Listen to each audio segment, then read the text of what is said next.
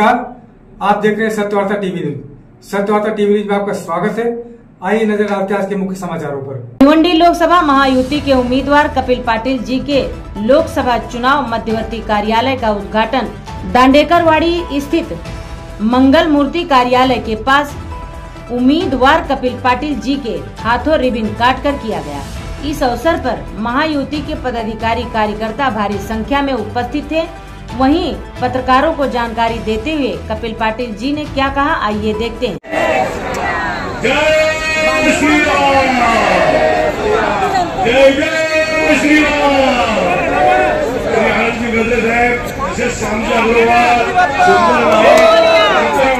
धन्यवाद, स्वागत स्वागत स्वागत। एक मिनिट, आपल्यामध्ये आपले लाडके उमेदवार खासदार केंद्रीय मंत्री कपिल पाटील साहेब आलेले आहेत।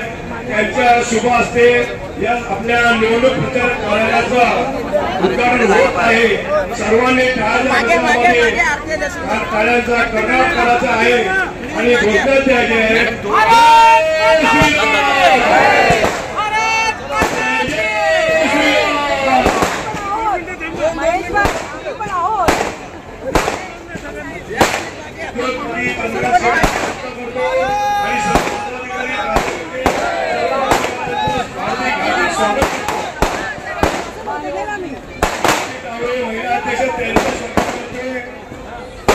निवडणूक कार्यालयाचं उद्घाटन महिला आघाडी सर्व पदाधिकाऱ्यांना विनंती करतो व्हायचं आहे।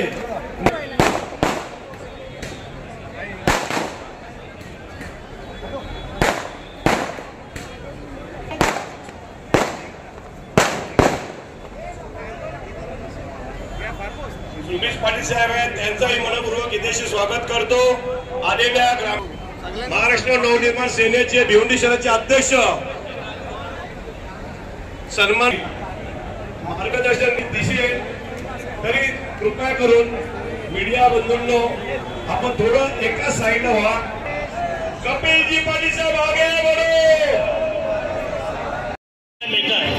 माझी कळकळीची विनंती एवढीच आहे की आपण बाकीच्या चर्चा आता बंद केल्या पाहिजे।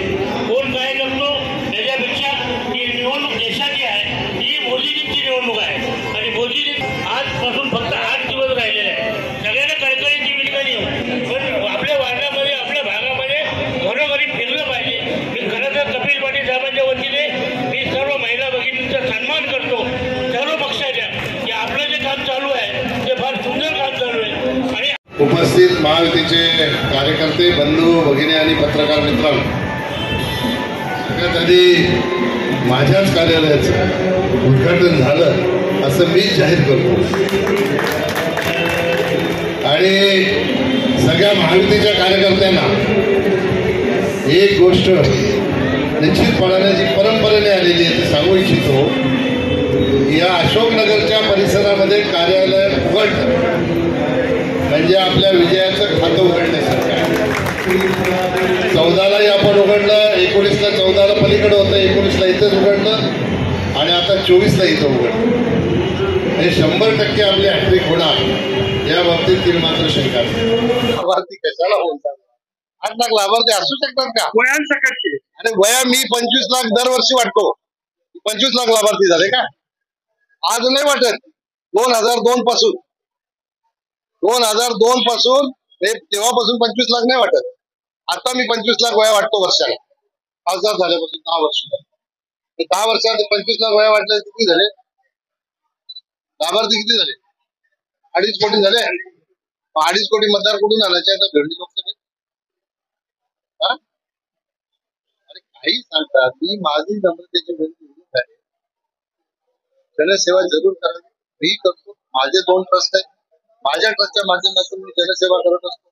कोणाला औषधाला पैसे देतो, कोणाला हॉस्पिटल भरायला पैसे नसतात ते देतो, कोणाला लग्न समारंभासाठी काय अडचण असेल तर ती देतो, कोणाला शिक्षणासाठी देतो। हे पैसे आपण मदत केल्यानंतर त्यांचे फोटो काढायचे आणि त्यांना असं फोटो दाखवायचं, लावायचे बॅनर, मी लाभार्थी म्हणून त्या माणसाची प्रतिष्ठा घालवण्याचं काम करताना आपल्याकडे मन आहे, नेकी करा दर्या मॅडम, आणि तोच उद्देश ठेवून आम्ही काम करतो। आमच्यावर हे संस्कार आहे. त्याला मदत केली तर दुसऱ्याला कळता कामा नये, अशा प्रकारची मदत करायची. हे असं थोडी आम्ही सार्वजनिक कामं सांगतो सार्वजनिक ठिकाणी.